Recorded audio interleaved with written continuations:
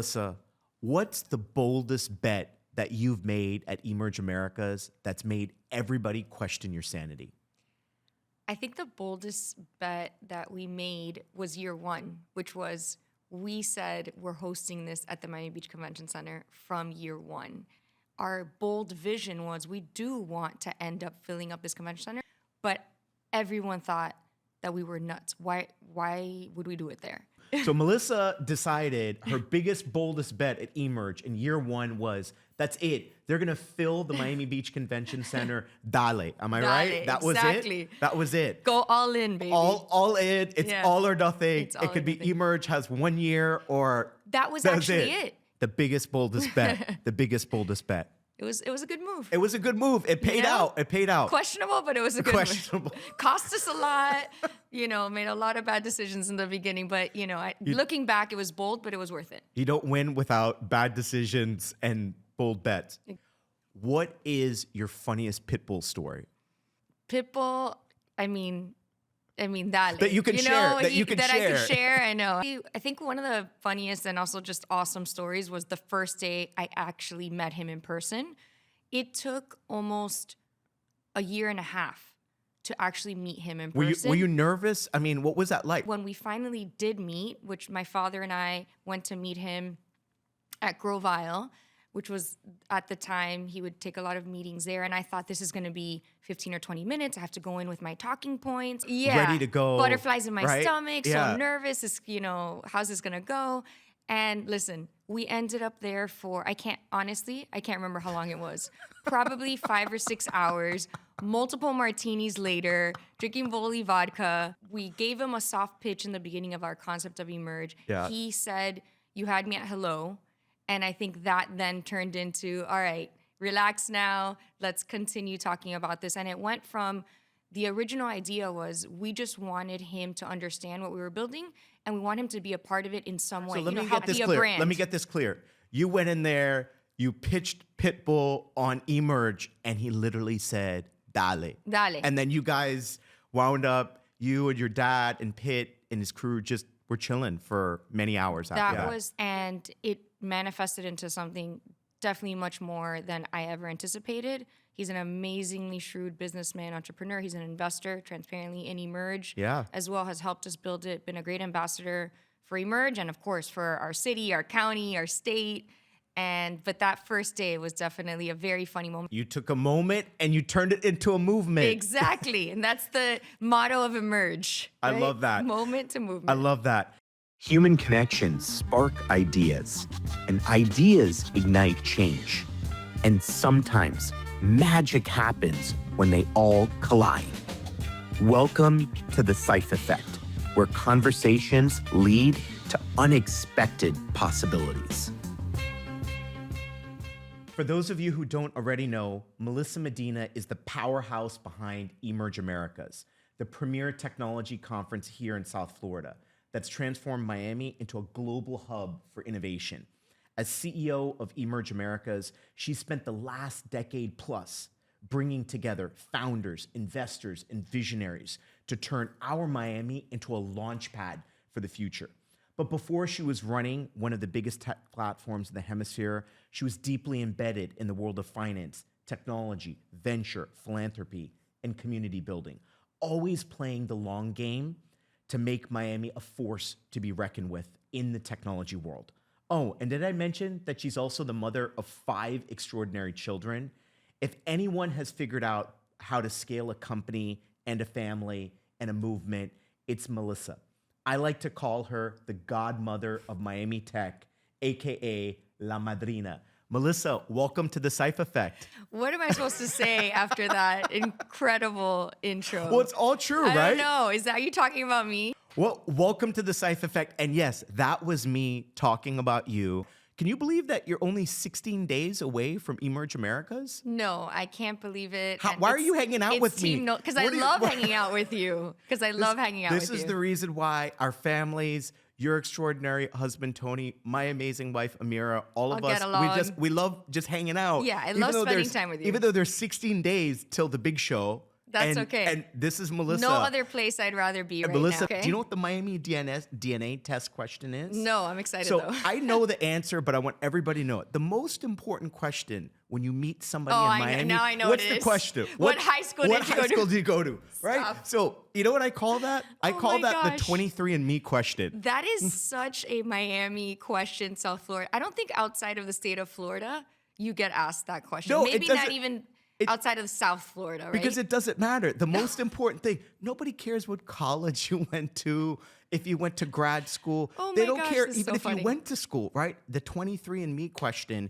because you immediately have a full psychographic profile of somebody on the basis of that. So where did you go to high school and how did that shape your journey? I went to Our Lady of Lourdes Academy. She's a Lourdes girl. I'm a Lourdes girl, proud Bobcat. Bobcat's in the house. Bobcats in the house. And it's true. I mean, listen, the alumni networks and the friendships that you build in these high schools, in our community, it really does last forever. Like my closest friends to this day, it's all stems from high school. Obviously, I've made a lot more friends throughout the years, but the core of the experience in high school, I think definitely played a role in my future. And I think that's why everyone's so interconnected here, high school wise, in Miami. I love that. And I love that you started with that and a truly iconic school in our community. Yeah, Gloria Estefan went there. Gloria you know? Estefan went there. I mean, the list of extraordinary women in our community that are leading in business, law, serving the judiciary, entertainment. I mean, it really says a Yeah, lot. and as you mentioned, it's an all-girl school as well. And I think, there are discussions to be had about same-sex schools, and my kids are not in a same-sex school now. They're with your kids. Correct. But I think there is something really special about that experience, being just around all females, not having to worry about the male effect in high school as well. That just allows you to open up, I think, a little bit more with teachers and friends. And So what did little Melissa want to be? a gymnast A gymnast or an ice skater. or an ice skater? One of the two. An Olympian. An Olympian. Yeah. And did you actually spend some time as a young person pursuing those interests? I was a gymnast for a very long time. Ice skating, unfortunately, at least at the time in Miami, I grew up in Miami Beach, so there was an ice skating rink. I just wasn't very good at it. Yeah. But I just really enjoyed watching the Olympics every year. Who was your favorite ice skater as a kid? What's her name? Tanya Harding? No, the one that Nancy Kerrigan? Yes, sorry, Nancy Kerrigan. Nancy Kerrigan. I loved her. And then there was. Did you ever watch the Will Ferrell movie about ice skating, Blades of Steel? Yeah, of course. I mean, that's epic, hilarious. right? You love the way ice skating looked, but it wasn't necessarily your No, jam. I mean, I'm talking about little Melissa, right? Little Mel. Little Mel Yeah. really enjoyed sports and was competitive and always dreamed about being in the Olympics at some point. Clearly, I never made it there. And you have serious tennis in your blood. So we all play tennis. It's a great sport, though, because any age, if you learn to play tennis, you can play with your kids. I play with my parents, and it's something that you can have forever. It's like golf, which I don't play. I actually wish I would have learned to play. I think there's still time, because it's like that too. We should all take that up together. Do you not know how to play golf either? You know what? I know a little bit. Tony will get us out there. Well, we got to get out there with Tony. Share with us a couple of the highlights in the journey from that stage to where you are now as CEO of our region's most important global technology conference. Like, what are some of those key milestones from Little Mel, obviously dreaming, the dreams we have as young people, and then actually manifesting that in your career path and your studies?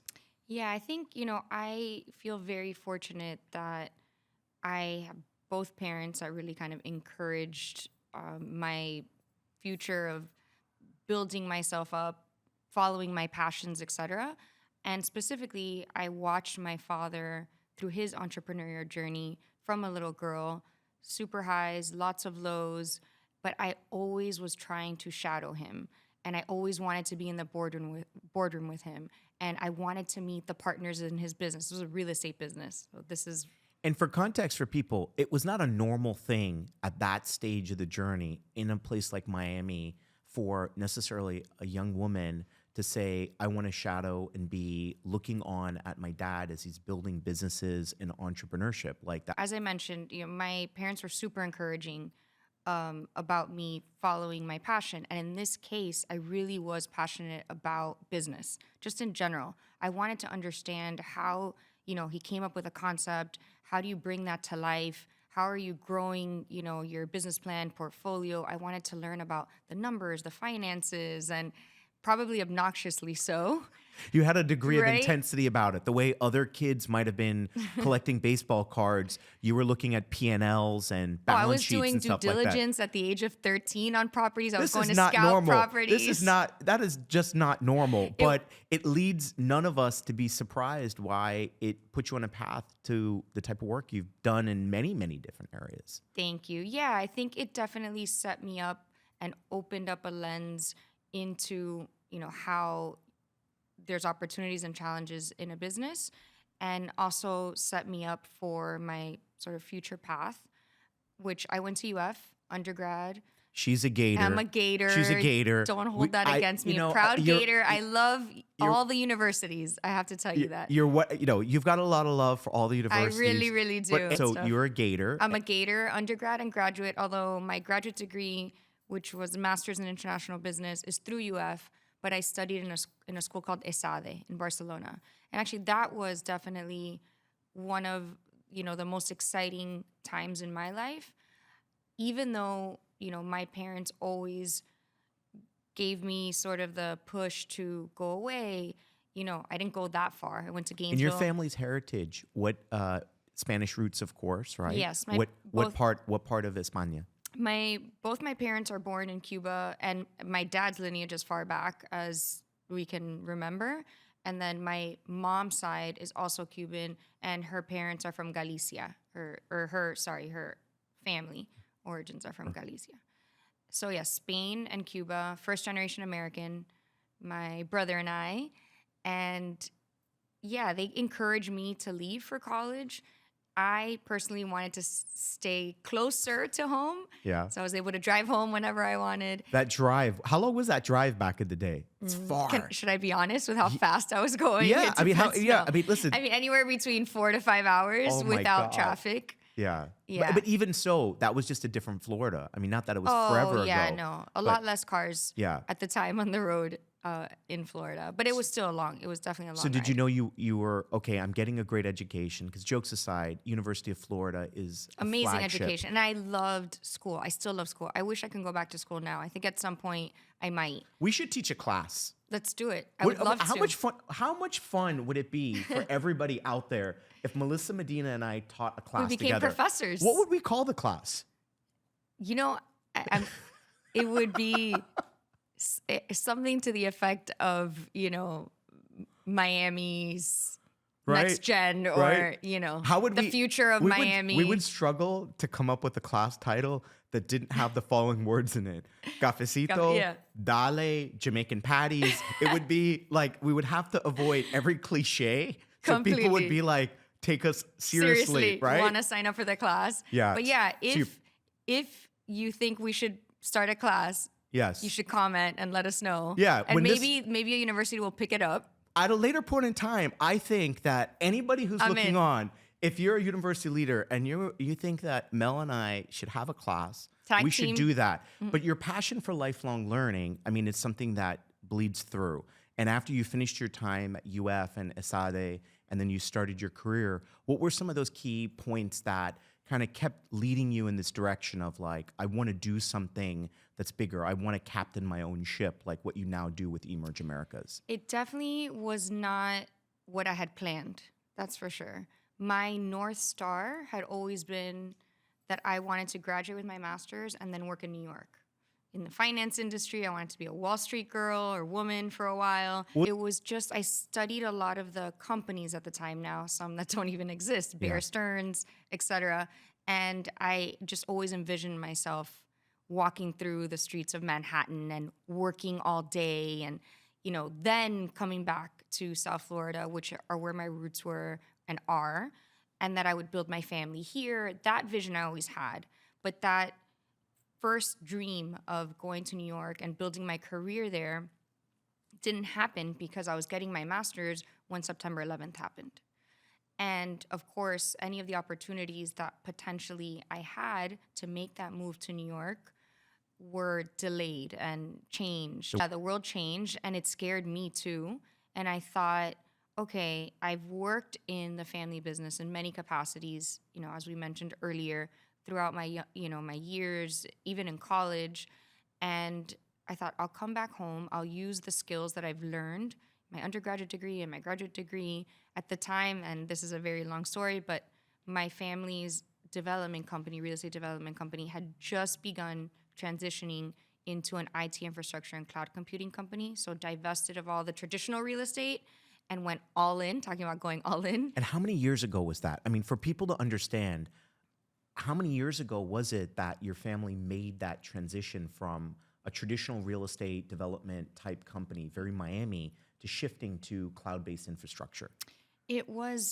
The concept was late 90s, and the ribbon cutting ceremony for the first data center, which still exists here in Miami, called the Nap of the Americas, was July 2001. So imagine, for anybody looking on, Melissa, what she's sharing is that 24 years ago, when we think about the computational revolution, it's insane. You all were dialed in to the idea of, most people didn't know what a data center was at all. Or the Nap of the Americas, people would say, a nap? Like you're going to go, sleep for a little while? Or a not lot a of network people access point. They would drive by and say, why is there this massive golf ball in downtown Miami? It has huge satellites on top of it. And really, it's credit to my father and his vision. He, at the time, and going back to you saying, I was a little girl and in the boardrooms and I became friends with his partners were calling me when I was getting my master's, because it was kind of all happening around the same time, saying, your father has lost it. You probably should talk to him because he's talking about data centers and Nap of the Americas, and then he's not going to do traditional real estate anymore. And I think it's a bad decision. And I knew, in talking to him, that he felt this was the next industrial revolution. And he was totally right. Not without challenges. It was a very rocky road to build up Terramark worldwide for him, which was the name of the company, of the data infrastructure company, cloud computing company. And then it ended up selling to Verizon in 2011. And that exit in 2011, in many regards, I like to describe it as being our Armstrong man on the moon moment for Miami as a technology hub. Thank you. Being able to have a multi-unicorn exit for a company that was built in South Florida with an extraordinary team. Obviously, you were part of it, but I know that team that your dad assembled team was incredible. Was second to none. And then to have an exit to a massive global company like Verizon changed the game. What changed for you after that exit when Terramark got sold to Verizon? What then? As we say in Miami, Ike. I'll tell you one thing. We didn't stop, that's for sure. I think a lot of people thought at the time, Melissa Medina is going deep into retirement after this. How did your dad not just go and play golf, fish, enjoy? Well, I know he's more of a tennis guy. Play tennis, fishing, scuba. Your mom is amazing. How did he not just go fish, play tennis, enjoy the beautiful children and grandchildren? Funny enough, he did, but for a very short time period, just a few months. And that was the time period when we began having these conversations about the frustrations in building Terramark for him in South Florida and the passion that we had for this community and what are some ideas of how we can change that narrative was when he was quasi-retired and we were having beers after scuba diving together in the Keys. And that's really where kind of the creative juices kind of came out. But I knew that period of retirement was going to be very short for him. Even now, he laughs and I tell him I'm not kidding. I say, I'm going to retire before you. You know that. And he starts laughing. He's like, oh, Melissa. And I'm like, no, it's the truth. I think I'm going to retire before he does. There's nobody who is as restless and relentless a builder as your dad. But also, I just want to say somebody who's inspired a lot of us. And this matters. And it's something that I take with me in the work that I get to do at Lab 22C. Yesterday, I was in a pinch. I needed a founder dropped out of something I was doing, and I needed another founder to step in. And I called somebody, and they showed up for me with 2 hours notice. And it got me in this weird reflective space, which then prompted me to post something on X. And I simply put, be a founder's founder.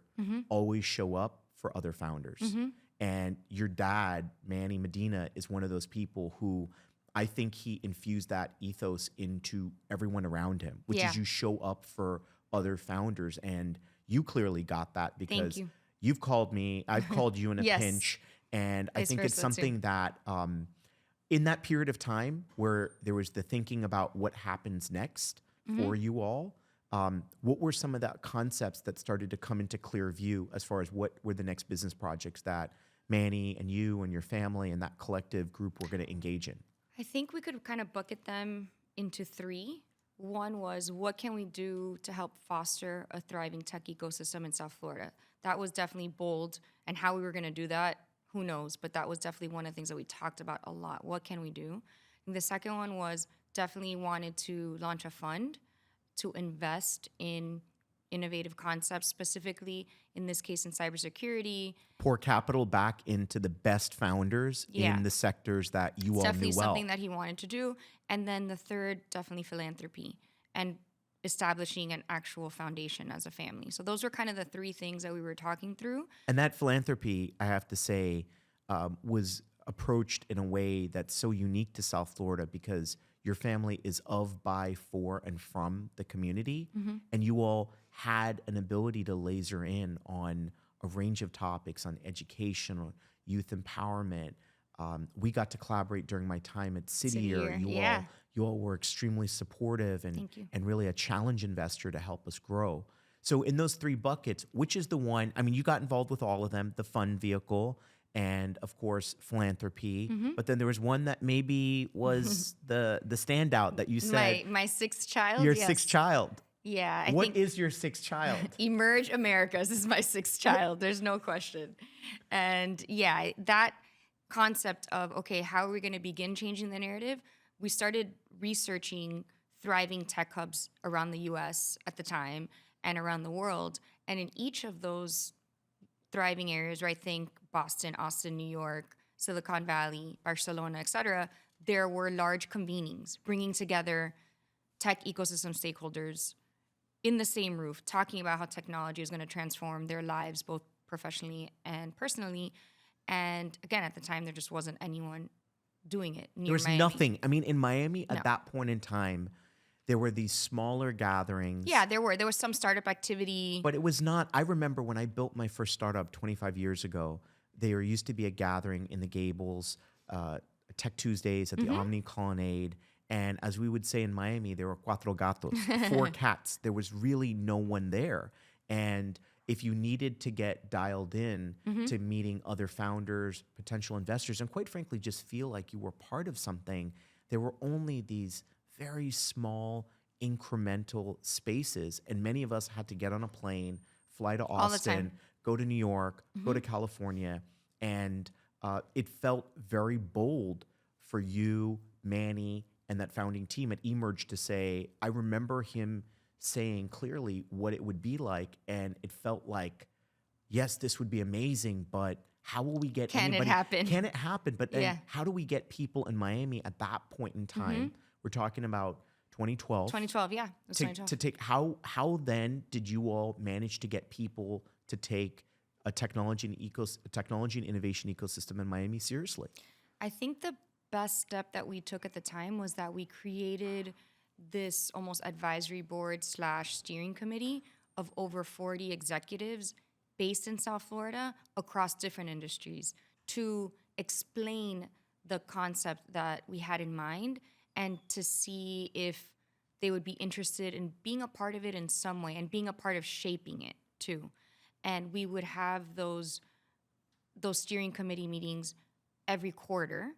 And so I think that helped build the narrative around what we were doing, why we were doing it. But I think we finally overcame that enough to say, okay, we have enough buy-in that we will at least launch this for the first time. And then we could see what the market dictates. And what I love about that is that you all did a form of open source community building. You opted very intentionally when Emerge was getting created to build in community. And I think you know that one of the things that I always like to say is that community is currency. And love that line. in that, in that moment, and just a funny thing I'll never forget around as Emerge Americas was getting rolled out, and you know this, back in 2012, myself and some of my friends, we wanted to do a little bit of a crazy event. We decided to put together a tech event called Tech Fight. Yes. And we tried to trick all of Miami out into believing that it was an MMA tournament. And Costumes and all. Costumes and all. We adopted alternate personas. My name was Saifu. My friend Jose Antonio good. Hernandez Solaun was Joe Sensei. And of course, we went to good. Madeline Pumariega. Now, President Pumariega was the president of the Wolfson campus.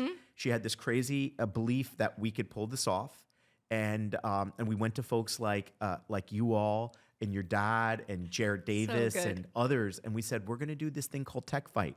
And a lot of it culminated with this last session that I'll never forget that Jarrett hosted with your dad called Tea with the Master.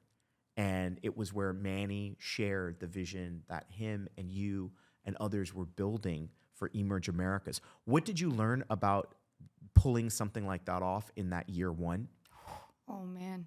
We had never been in that business, and it's a whole new world.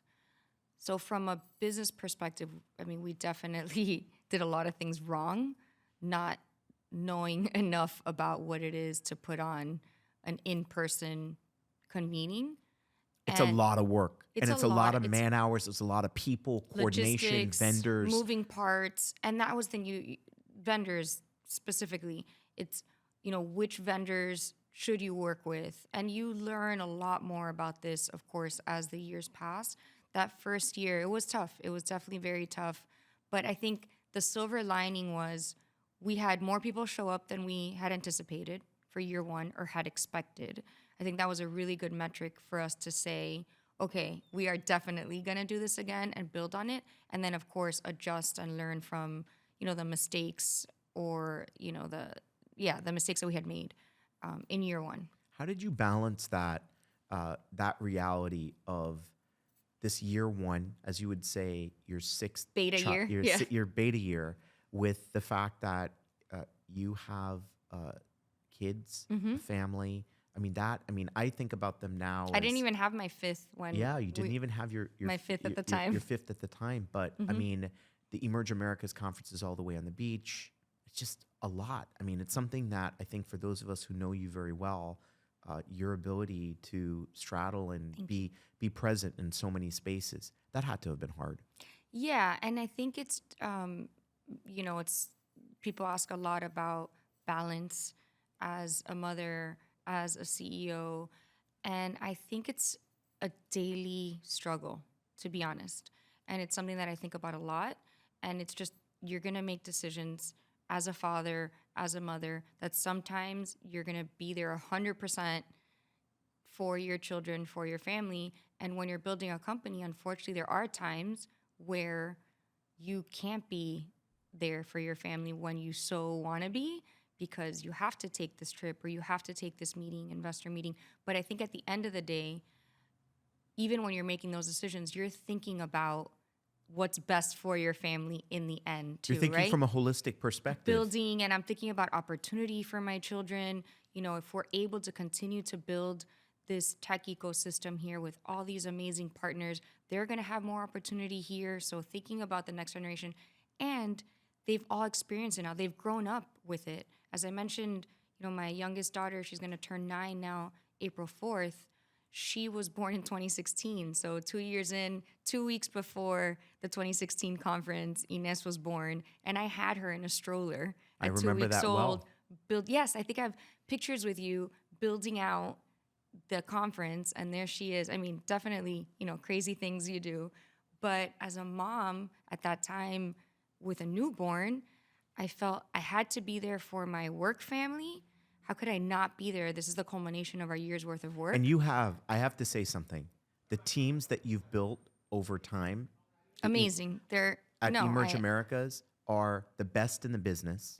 And I think one of the learnings was we really need to get people in here that have deep experience in the event industry. And then we brought Diane in, and it was game changing. And we always tell her she's the magician behind the scenes, because the operations of this, it's massive, a massive production. She's really the one driving all of those operations, and it's not easy. It's a lot of coordination. We have probably over 100 independent contractors. I mean, it's a lot. No, it's a lot of moving pieces in orchestration, but something that I have to say is the way you bring community partners together, and the way always you can continuously look at it as an ecosystem builder. I think about something really fun that you did years ago, which we all had a blast with. I wish we'd do it again. Tell me. Where you got a bus Oh, together. we did. And we literally road tripped. Right? Tampa? Nobody else. We did a road trip to Tampa to another innovation conference, and you called all of us up in the innovation ecosystem and said, "Look, we're trying to understand what's going on at a statewide level, and we're going to have a bus. We're going to take everybody up there." Even facilitated opportunities for us to share our insights at that conference. Yep. But it was more than, okay, we went to a conference. It was that community Connecting the that dots. you were curating. So there were people that all of us might have known in Miami, but never had an opportunity to collaborate with. And you all literally put all of us on a bus. You know, We've been known for that. We also did it for South Florida Innovation Day. that's right. Just up to Fort Lauderdale. That's but right. who knew that people, That's would right. love to Bell- get together on a bus. I'm all about it. Bell is, I think that if you road trip anywhere and you asked leaders in the innovation ecosystem here, people would show up. Why was that so important for you? I think part of it was I wanted people to connect more authentically, right? And be able to share their stories, connect our Emerge network, all of our partners. As you mentioned, some know each other, some don't work together, but we know working with them, they're all great organizations, great people. And when you put great people on a bus together or in a room together, all these sharing of ideas, I think, cause a sort of positive snowball effect. And ultimately, our goal is to continue to build a thriving ecosystem here, right? And if we're able to put great people together, not only in Miami, we do this through Latin America. We have an emerging markets roadshow throughout Latin America, the Caribbean, throughout our state. And it's also about just a transfer of knowledge. And with that transfer of knowledge, also connecting the dots, I think, that's a good recipe for the future of our ecosystem. And I think that is the secret sauce of Emerge, which is authentic connection. And you feel it in every part of how, when somebody attends the Emerge conference, if you were attending the Emerge conference this year for the first time, you're going to feel it from the minute you walk into the convention center, as you are strolling through the pavilion, as you're engaging with the interactive exhibits, as you're listening to the speakers, as you're having a cafecito, if you're fortunate to maybe attend and be in the VIP lounge, even if you're not in the VIP lounge and you're just having a croqueta in the cafeteria, Cafecito. whatever it is. But at the end of the day, it's that authentic human connection. And what I love, which is something I know that you put at the center of it, which is the idea of not being transactional, but being transformational. And overwhelmingly, it's really about that positive energy that I think differentiates Emerge from these mega trade shows where you show up. Someone told me once that attended Emerge and that has continued to attend Emerge that they felt the uniqueness of Emerge was that Emerge has a soul. And that was years ago already. Emerge has a soul. I soul, love that description. I know. And it stuck with me. I mean, I've said this story over and over because I said, wow, that is our differentiator. If people leave there and feel that it's not sterile and that they are making authentic connections and there is a lot of energy and fun to it and that it was worth their time, which is their most precious resource, and then they say, I feel that Emerge has a soul. It just, deep impact. And that soul is then coupled with last year. Every year I say, I'll turn to everybody and say, man, this was the best Emerge Americas I've ever had. That's what we hope. And everyone is like uniquely different. And I remember recounting to my team and then telling my wife Amira that this was the best emerge. And she said, why? And I said, this is the one that I felt that I was able, because you've been very kind over the years, had me on stage, moderating, speaking, Saif has hosting. been multiple hats at Emerge. I mean, you're basically an extension of the team, okay? Other duties as assigned, happy to Anything. do it. But then this last one was the one I remember feeling like I did more productive sideline meetings. Good. And also I leveraged it in my world, all the different people that want in to understand what's going on in Miami's innovation ecosystem. I would just say, come on down for Emerge, experience meet me there, experience it, get to talk to people, get to meet with people, and then let's also talk about what we can actually do. And so people felt the pulse, they felt the soul, as we say in Espanol, the alma of like that. That's Like pretty that. good, right? You know? Yeah, I think we're coming up with a name for our course. I know, as right? we speak. The soul. The soul, right? exactly. But you've talked a lot about the journey of Emerge Americas from 2012 to almost the present day. But in 2020, something really big happened. And I don't mean, obviously, the pandemic, but something much bigger happened here in South Florida. 4 words that in many regards changed the trajectory of our region. How can I help? How can I help? Which our friend, Mayor Francis Suarez, the mayor of Miami, responded to a tweet from a venture capitalist who was saying, hey guys, what if we move Silicon Valley to Miami? Something really, really unique happened on the other side of that tweet, which now is over 4+ years old. That was December 4th, 2020. What happened? You all set up an amazing Venture Miami office, right? I think with your leadership, Saif. Correct, yeah. And we're able to channel all this incredible traffic that we received because of the tweet. I mean, it's crazy to say, right, out loud. This tweet quite literally opened up the floodgates to a lot of interest in what Miami is now, right? The world's best founders, investors, operators started to raise This is going to be studied, essentially. I definitely. think. Like, it's going to be a case study, and there should be one already, if not. Correct. As to pre-tweet and post-tweet. No, there's a pre-tweet and post-tweet. And that moment, I think what's fascinating around the way institutions almost operate like organisms and evolve, Emerge Americas rose to the moment in that. Obviously, we would be remiss if we didn't mention there was adjustments around the actual pandemic itself. Oh, of course. I mean, it affected us tremendously. We do a lot of our stuff in person. Of course. Yeah. But what I think is really unique was the evolutionary capability of Emerge to really be to capture lightning in the bottle. And so you mentioned I had the joy of getting to serve as the mayor's innovation technology advisor on loan for my role then at FIU and getting to help co-found Venture Miami. But I think it was an ecosystem that then led by entities like Emerge that recognized that we could take this energy, Leverage it. and also with a clear recognition that it was not that tech was new to Miami. There was a people who had been- foundation. there was a foundation. And how did you, when that started to come together, pivot your approach and also be thoughtful about bridging existing ecosystem players with new to market players? How did you, that Rubik's Cube, how did you play that Rubik's Cube?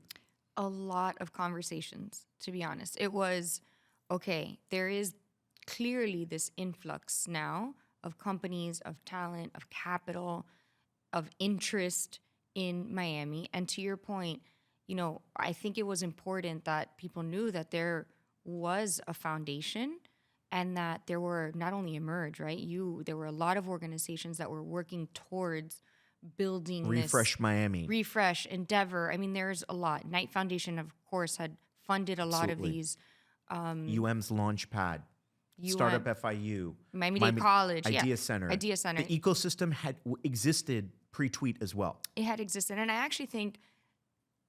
think that's why we, meaning our community, were able to take all of this incredible amount of interest in companies and actually be able to build and accelerate, I think, as rapidly as we did. Because when you look at, I mean, it's been exactly 5 years now, almost to the day, right, of the pandemic, and that the growth we've seen in the last 3 to 5 years, none of us, I think, that were in this space before could have anticipated that it would have happened this fast, but I think we always felt that we had the elements to get there. And I think that's a big part of it. And I oftentimes, I like to say that every once in a while, you rub the lamp and the genie actually comes out. And oftentimes people don't know what 3 wishes to ask for. And I think in this instance here in Miami, we knew exactly what wishes to ask for. We understood that the convergence of talent, technology, capital, and the alignment of opportunity had to be central to it. And so we won in a big way. We saw the entrance of players like Blackstone and Citadel and Founders Fund. Thoma Bravo. The list goes on. And then we also saw our region's ecosystem players as a whole also lean in and recognize it. Something that I always admired about you is that you never lost focus on founders. You are, going back to something I said earlier today, you are a founder's founder. I'm a founder's founder. And heart and soul of the work that we do. If you're out and about anywhere in the community, you can be in, our families could be hanging out, Amira, me, you, Tony, having a lunch, and you meet a young founder and they're there. I mean, you're just trying to have your salad and they're pitching you. I've seen you again and again. Give them your card, give them your contact. But then more importantly, a week or 2 later, you'll call me up and say, hey, Saif, I actually talked to that founder. She's onto something really great. I don't think maybe it's a fit for us or maybe the work we're doing, but I think you should try really to connect talk to them anyways, yeah. Or I sent her to come to your monthly cafecito and pastelitos because I thought there'd be people there. Maybe they could meet and benefit from the guys I call my Cuban cousins, Ralph and Gianni, the Purple Horizons guys, right? Yeah. But you're so intent. Why do you and how do you find a way to still be a founder's founder with this momentum, this post 2020 momentum, and there's all these bigger names that are here. Yeah. But yet you're there for the founder's founder, to be a founder's founder. Because that part has not changed, meaning that from the beginning of Emerge, pre-COVID, right, conceptual Emerge, we always knew that the entrepreneurs had to be the heart and soul of the work that we do. And that has not changed in this recipe.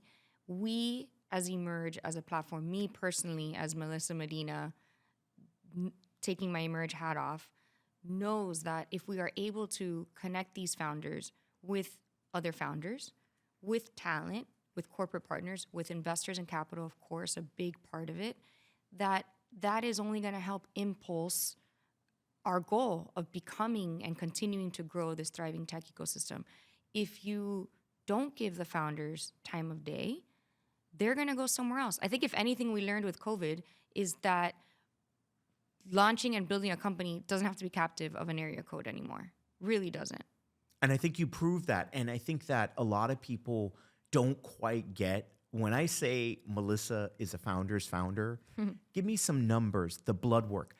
Between when you all started Emerge to now, you've got a startup showcase, you've got different accelerator programs. Program. How many companies have come through those programs? Including this year, our cohort now, 1,100. 1,100 companies. That have gone through the cohort. Wow. We have, probably at this point, over 10,000 or more that have either applied or been part of our startup That is ecosystem. a colossal number.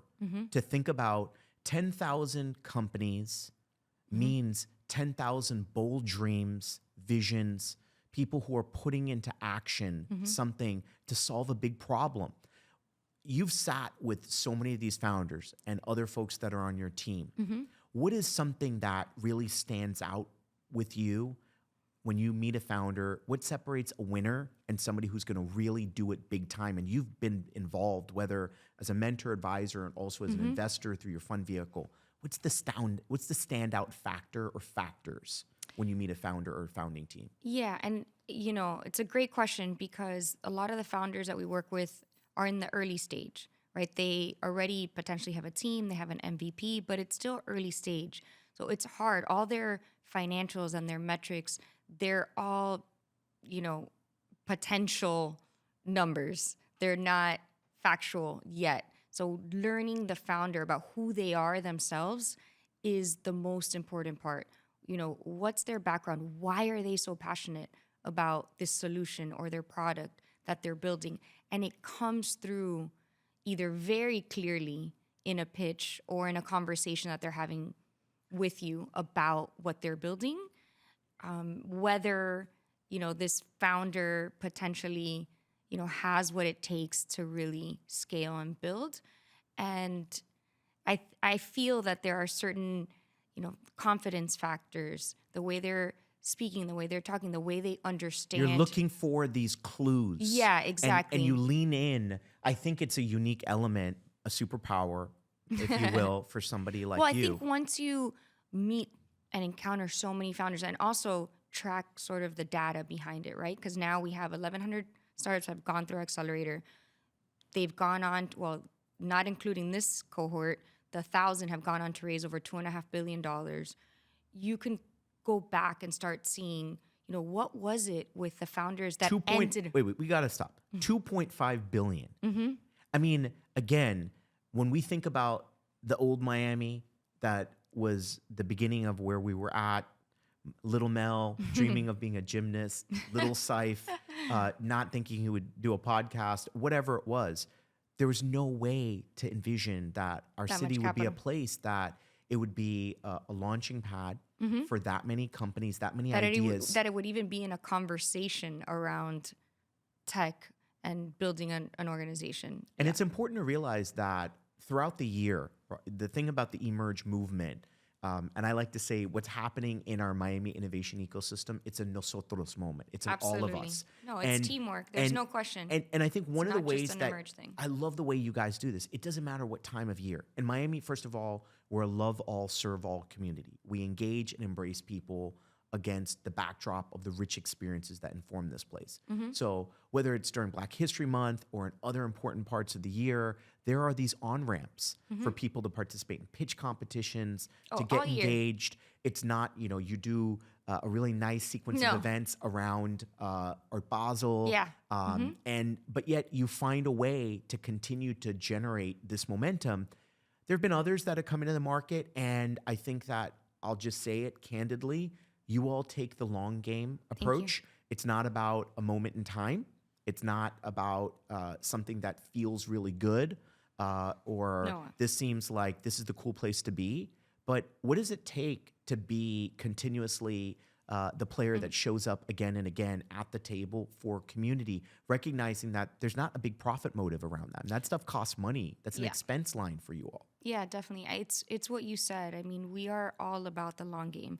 Even when we meet partners, it's always about having this long-term vision with them. We're not transactional. We're constantly thinking of what's the next 5 to 10 years going to look like in our community. And we are not just a conference. We really are not just a conference. So with that, what do you think 5 years from now, our Miami, 5 to 10 years from now, what will be the headlines about Miami Tech that you would like to read? I just would love for there not to be a question anymore about whether Miami is a tech hub or not. Miami is a global tech hub, period. End of story. Don't question that anymore, That's the best. That would be the best headline. Yeah, and I think we're getting there. I really do. I think, 10 years ago it was why Miami, why South Florida, why Florida? Doesn't make any sense. And then that narrative has definitely shifted. It's not so much why Miami or why South Florida. It's we want to get involved. What exactly, what's the data and like the venture activity, what's happening there? What are the companies that are there? So I think the narrative has definitely changed. Is there still a lot of opportunity ahead of us? Yes. And in the next 5 to 10 years, we want to just continue to do more of what we're doing. We want to continue to see more companies launch, scale, have successful exits. We need more. We definitely know that we need more exits, and because they pour into our community too, right? It's that PayPal mafia effect, and right? we've seen that again and again in other ecosystems. But something that I think is unique about the way you look at it is the recognition that many things have to happen all at once. That this is not an or, but an and proposition. We need to see more founders build and scale companies. We need to see our universities be the pipeline for talent into those companies. We need to see more capital deployed. But yet at the same time, you never lose sight of the opportunity economy, the idea that there are the everyday folks who make the 305 a great place to be. And we have to have a mindset around how are we finding a way to get them an on-ramp into this economy, because it's very easy to think in one sort of false binary way. Let's build up this innovation ecosystem. Oh, for one group, no. And not instead have it be that nosotros moment, this idea that more young people that might be at Miami-Dade College or adult learners that are getting upskilled and reskilled, that it's something that you all take very seriously. And recently, something that you were a part of, and I was really glad that I had an opportunity for our team at Lab to get involved with, you said there's the innovation economy, but there's also small businesses, and you want to create a small business lab. What was that about? Like, that was, other big global tech conferences wouldn't do something like that. What compelled you to jump into that direction? I was hearing a lot over the last few years with this, amazing growth that we've seen, specifically in the tech industry, that many of our small businesses, which are obviously the economic engine of our country, right, in our community, were feeling disconnected from the hashtag Miami Tech movement.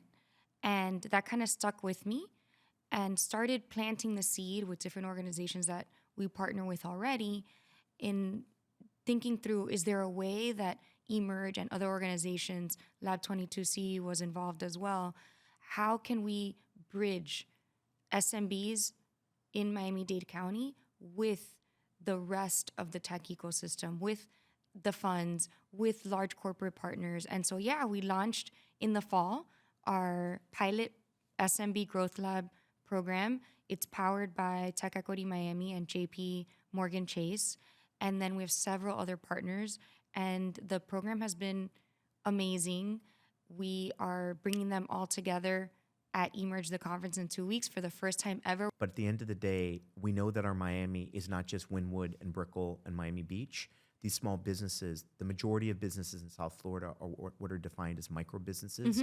So whether it's neighborhoods in Miami Gardens, Alapata, West Kendall, Hialeah, Opelika, that there are extraordinary small business owners. And I respect it a lot because it's a full circle moment.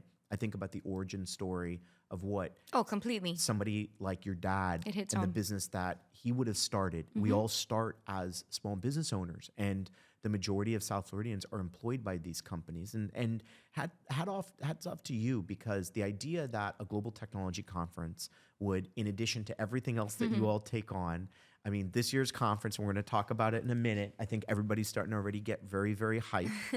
Good, get hyped. Get very, very hyped.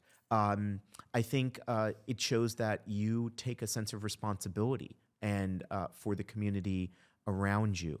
So I want to leap, because we mentioned it at the beginning of the show. We're just on March 27th is Emerge America's 2025, and March 28th. What has you most hyped about this year's Emerge? Now, I want you to, you need to share the chisme with me. I want all the juicy gossip that's not out there. Like, what do we have in store? What's going to get everybody so hyped for this year? Well, with the speakers that are already publicly announced, I'm really excited about, the keynotes that we have this year. We're kicking off our first morning with the People Shark, Damon John, and his entrepreneur journey. And now he's living in Florida too. Your kids have to, like my kids, they love. He is the shark that. My kids grew up watching Shark Tank. So of course. This is Ronnie and Nabil incredible. Shark Tank is on continuous Who loop. doesn't love that show? I know. So you got the People Shark. We got the People Shark. Amazing. This is day one. We're starting with him. Right after him, we have a speaker that actually opened up for Emerge in 2015. So throwing it back. She's coming back 10 years later. Her name is Dr. Martine Rothblatt.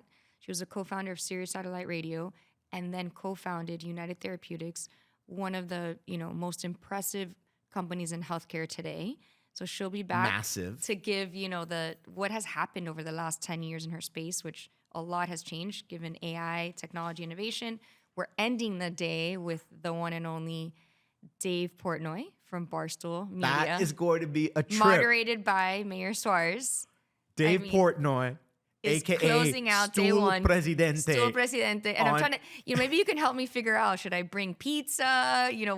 What can we do? What pizza? What Yeah, pizza I would know. you bring? What I mean, what is the pizza? he's probably rated every pizza place in Miami now. I don't know. Because the Saif Effect does not have a brand deal with any pizza parlor. Yeah. I do happen to have a current favorite Tell me, pizza tell me. spot. What is You that? know, I might actually bleep this out on YouTube Oh, okay, on the okay. edit, but I'll still say it Yeah. right now.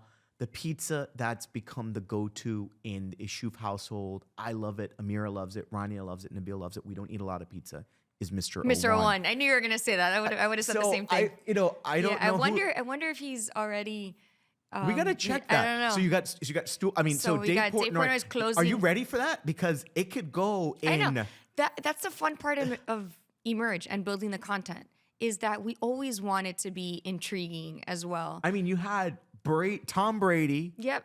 and now Serena you're bringing Williams. Serena Williams, and now you've got somebody, Dave, who is really a unique voice. I mean, he's built a massive media brand. And he's but here you're in right. Miami. And he is here. He's also here in Miami He's now. actually, truly here Yeah, in so Miami. So who else do we have? And well, I will say at the end of that day, which is really fun, we do a block party on Lincoln Road for every type of pass holder. So it doesn't matter. That block party is So much fun. Fire. I remember being out Live there music. and just hanging out. I had a couple a of beautiful friends. setting. I had a couple of friends that was hanging out with, and I went up meeting these two young men who are entrepreneurs. They're digital creators, and it turned out that one of them is actually from my home country of Guyana. No way. And then we I love these became, accidental and then collisions. we became homies. And I was like, "Hey, bro, I see you." And now I stay in touch with them. Love So that. we got the block So party block is a party, must. super fun. Got it. And then Friday morning, we're kicking off with Palmer Lucky, which I am really excited to hear that conversation. It's moderated by Congressman Mario Diaz-Balart, and he is the founder of Oculus, who now founded a company called Anduril Industries, been in the news lately a lot, creating some incredible work in the defense tech space. I think that one's going to be And one of the most fascinating, like a don't miss one. one of those people, in addition to what he's accomplished in the companies he's built, Mm-hmm. but one of those world's most fascinating people on X. When you hear Oh, yeah. his take, his He's dissertation, very verbal on X. very verbal. Yes. Also, his back and forth with other Yes, super famous yes, people. yes. I'm hoping that we get some of that because when Palmer gets at it, it's really extraordinary. Unfiltered, probably. And it blends well because this year you all have an entire pavilion and First area time. that's focused on defense tech and dual use technology. Yes, we've always done a summit called the eGov Summit, right? You've been an integral part of it. We're bringing together the public and the private sector, and we talk about, PPPs and all of that. But for the first time last year, we introduced a defense tech track because we realized there's so much opportunity now, specifically in our state with 3 commands here, and there's just a lot more innovation happening in the defense tech space. We now have grown that track into an actual pavilion. So this year, for the first time, we're going to have a dual use and defense tech pavilion where you're going to see small companies that are innovating in this space, and you're going to see large organizations in the defense tech space also there, and then investors that are investing in this space, and a lot of government officials. We're having General Brown from Army Futures Command as one of our speakers also on day 2. I think the content this year is probably what I'm most excited about. And of course, we have Mr. 305.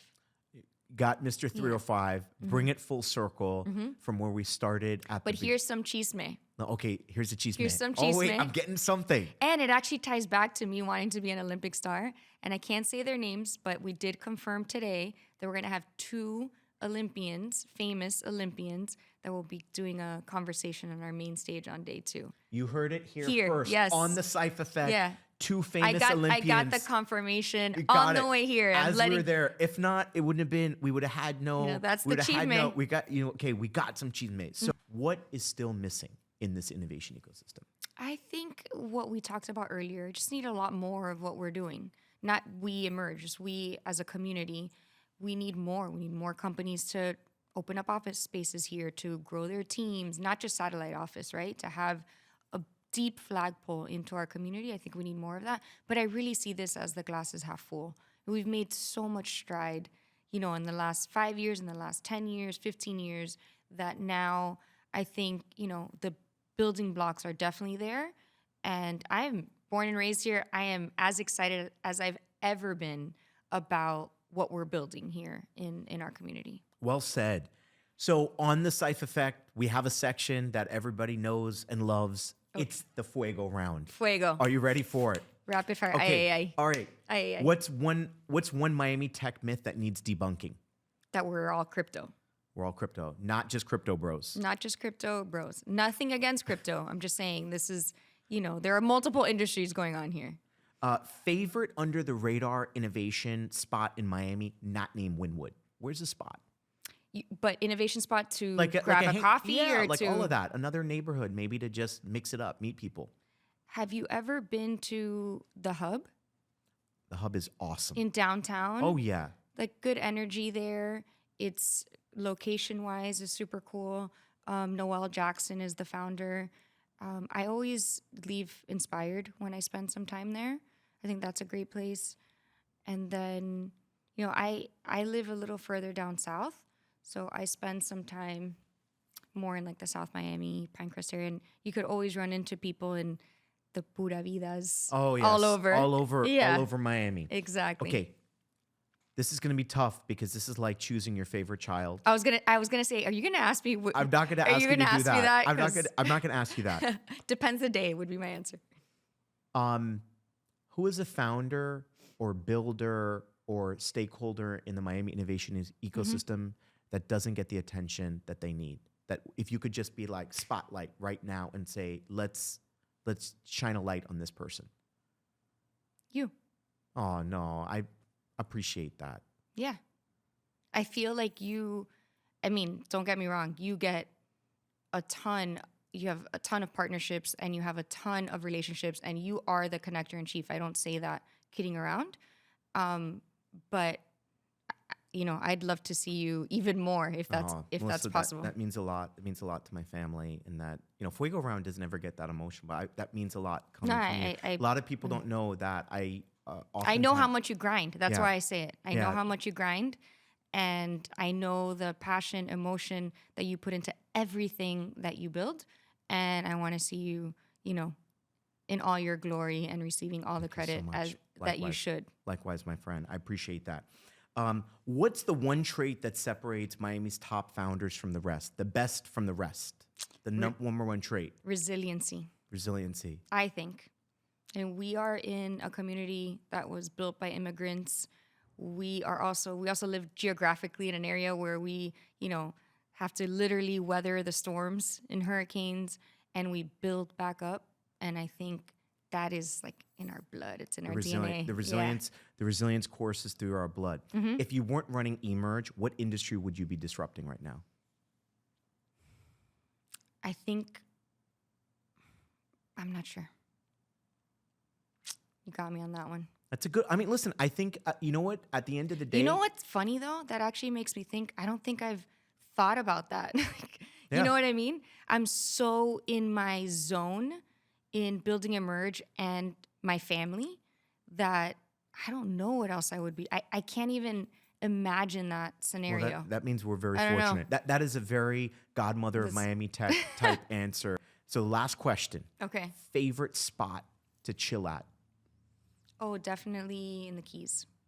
Key Largo. You're a saltwater girl. You Ocean are. vibes. You've got the Vitamin ocean C, vibes. You've got- SEA. you've That's got my that vitamin. That's my vitamin. So, Melissa, you've spent years building up our Miami innovation ecosystem. You've shared with us this extraordinary journey that you've been upon now in your role as CEO of Emerge Americas. Give us one word of inspiration for 2025. What's the word that's defining for you for 2025? The word for the conference or just in general? In general, what is one word that you want to see come to be that captures the spirit of 2025? I guess we'll go back to the word soul. Soul. Let's show the world that yes, all this acceleration and growth has happened, but that not only Emerge, that Miami, the community, we have a purpose. Maybe it's purpose. I love that. Soul and purpose. Melissa, thank you so much for Thank being you. on the Saif Effect. I want to say for everybody who's watching this episode of The Saif Effect, we've been on a riveting journey listening to Melissa Medina, Emerge Americas, somebody that I refer to and we all know as the godmother of Miami tech, La Madrina, a mother of five, a builder, somebody who's fighting for the soul of our Miami, while at the same time ensuring that we can reach every single day our fullest potential as a global innovation and technology hub, doing it with humor, humility, relentlessness, and tenacity. For more episodes like this, hit like and subscribe. Make sure you check out The Saif Effect on all platforms where you get to enjoy your favorite podcast. And of course, on March 27th, join us at Emerge Americas, happening at the Miami Beach Convention. EmergeAmericas.com. Look it up. EmergeAmericas.com. Dale. Dale, thank you. Thank you. Love you.